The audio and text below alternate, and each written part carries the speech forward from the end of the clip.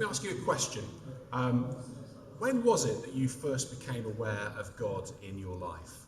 If you're a Christian, when was it that you first decided that following Jesus was something that you wanted to keep at the centre of your life? For most people, that answer will probably be pretty young. It'll either be in childhood or adolescence, as a young person or as a child. It's a time of life when we're working out our own identity, who we are, what we stand for, what we'd like to do in the rest of our life. It's also a time of life that comes with lots of pressures.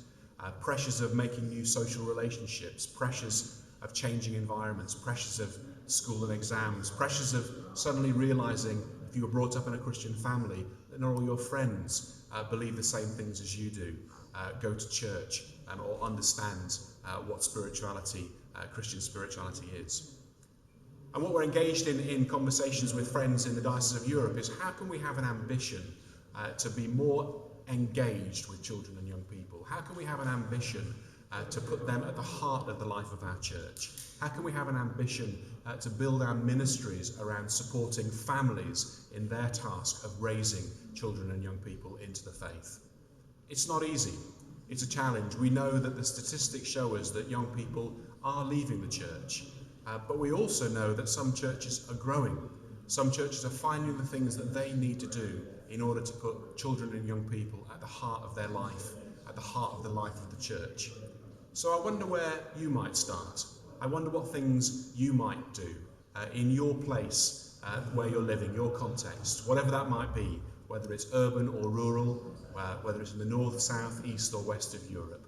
We all know young people. We have young people in our churches, we have young people in our families.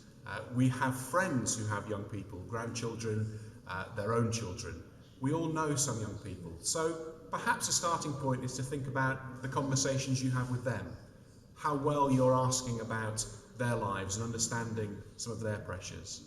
And then maybe as church communities we can begin to think about what are the small things that we can do, what are the small programs that we can put on, what are the spaces that we can create for our children and young people. If we want to be a diocese that puts children and young people at the heart of all we do, we have to have an ambition to want to put that into practice.